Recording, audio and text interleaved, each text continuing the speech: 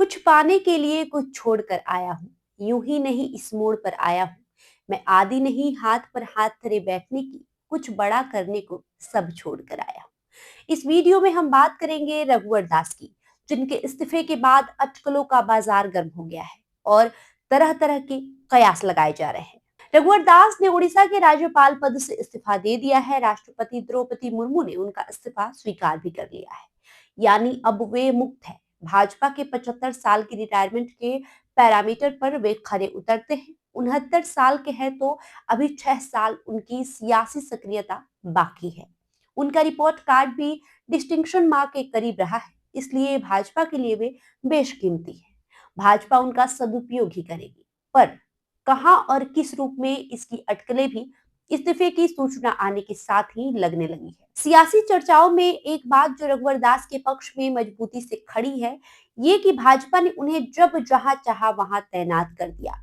उन्होंने बेझिझक उसे स्वीकार भी किया और खुद को साबित किया। सिवा 2019 के झारखंड विधानसभा चुनाव के, रघुवर दास की झारखंड की राजनीति में उदय जब हुआ, तब से उनके खाते में कभी हार नहीं आई।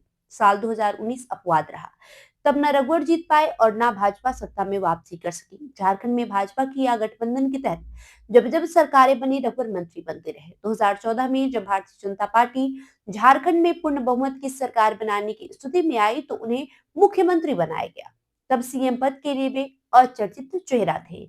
बिना किसी रुकावट 5 साल का सीएम कार्यकाल पूरा करने का रिकॉर्ड भी रघुवर दास के नाम अब तक दर्ज है। यद्यपि जेएमएम के हेमंत सोरेन भी 5 साल मुख्यमंत्री रहने वालों में शुमार हैं, लेकिन 5 महीने जेल में गुजारने के कारण उनके कार्यकाल में ब्रेक हो गया। फिर भारतीय जनता पार्टी के राष्ट्रीय उपाध्यक्ष और बाद में उड़ीसा के राज्यपाल की जिम्मेदारी भाजपा ने उन्हें सौंपी। रघुवर दास के राज्यपाल पद से इस्तीफा देने के बाद उन्हें सियासी अटकलें भी लगने लगी है। भाजपा ने 2024 में बाबूलाल मरांडी को झारखंड की कमान सौंपकर 2019 की स्थिति में सुधार लाने की कोशिश की, पर वे भी असफल हो गए। इधर रघुवर के झारखंड की राजनीति में दिलचस्पी की सूचनाएं भी आती रही। वे इस साल हुए विधानसभा चुनाव में ही वापसी की तैयारी में थे, लेकिन भाजपा ने शायद मरांडी की राह में रोड़ा अटकाना मुनासिब नहीं समझा। अंततः रघुवर की बहू उनकी पारंपरिक सीट से लड़ी और चुनाव जीत गई। खैर, अब रघुवर के सियासी भविष्य को लेकर अटकलों का बाजार गर्म हो गया है। वही एक चर्चा ये भी है कि रघुवर को भाजपा राष्ट्रीय अध्यक्ष बनाएगी। इसका आधार ये बताया जा रहा है कि जेपी नड्डा का राष्ट्रीय अध्यक्ष का कार्यकाल पूरा हो चुका है।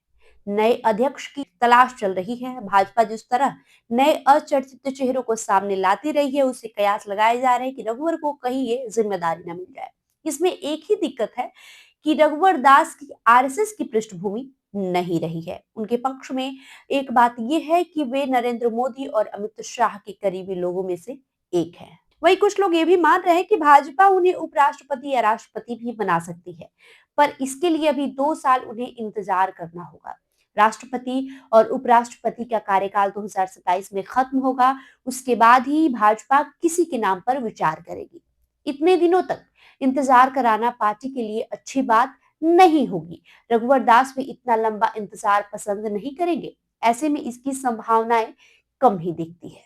वहीं रघुवर दास के लिए एक संभावना प्रबल रूप में दिख रही है। इस साल विधानसभा चुनाव में भाजपा की शिकस्त के बाद झारखंड को लेकर पार्टी की चिंता बढ़ गई है। पार्टी ने प्रदेश नेतृत्व में बदलाव की बात भी कही है। बाबूलाल मरांडी अभी प्रदेश अध्यक्ष हैं। संभव है कि मरांडी को भाजपा विधानसभा में नेता प्रतिपक्ष बनाए और चुनाव परिणाम के महीने भर बाद भी पार्टी ने अभी तक नेता घोषित नहीं किया है। मरांडी को नेता प्रतिपक्ष बनाकर उनसे पार्टी का अध्यक्ष पद खाली कराया जा सकता है। फिर रघुवर की रुचि को देखते हुए उन्हें प्रदेश की कमान सौंपी जा सकती है। ज्यादा संभावना इसी बात की है। बहरहाल देखना दिलचस्प होगा कि आगे होता क्या है। हालांकि आपका इस खबर को लेकर जो भी राय है, हमें कमेंट करके जरूर बताएं। साथ ही साथ हमारे यूट्यूब चैनल को सब्सक्राइब करें। बहुत बहुत शुक्रिया।